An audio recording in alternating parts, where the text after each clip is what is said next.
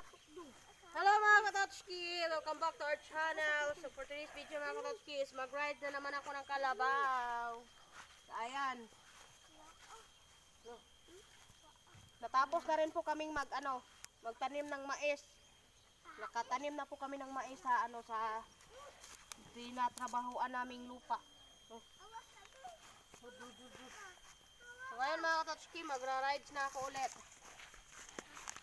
Oh my God, yes, hallelujah. Ayan. Marabaw pa rin yung sinasakyan ko. Lagi.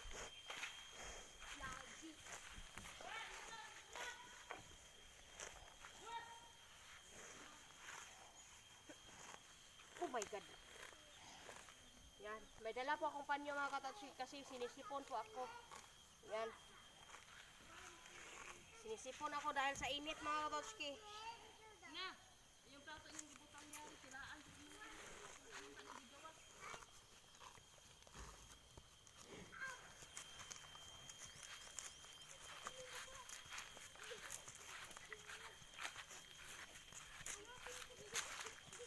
Oh. Hoy. Coconut, don't touch your hair, ha? Oh. Wow. Wah. Wah. Wah. Ano mga bata di sunod ko. Oh, sabi na ba? Well, mga Katotski,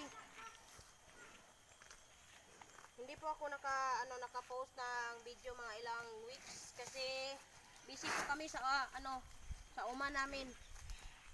Nagtatabas ng damo, naglinis ng mga tinabasan at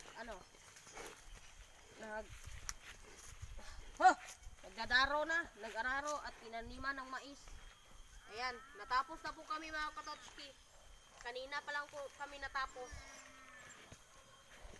Ayan mga Katotski, balik na po ako sa pagra-rides. Sana huwag kayong magsawa manood sa sa video namin. Kahit paulit-ulit lang akong nagra-rides ng kalabaw. Pasensya na dahil wala kaming kabayo. Kailangan pa namin hiramin yung kabayo para makasakay kami. Oh, kalabaw lang po yung nasa amin. Oh! Kasi ito yung ginagamit ng papa ko pag-aararo.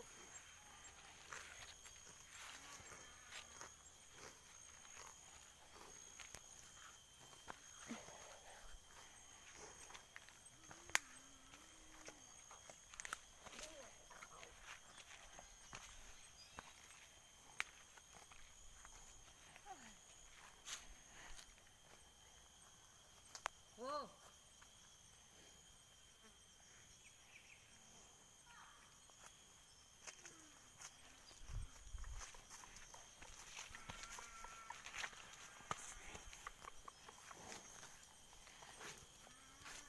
Oh.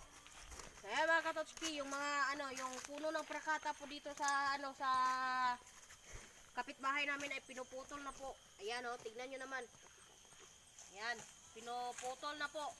Kasi na ibinta na ng may-ari yung mga yung mga prakata.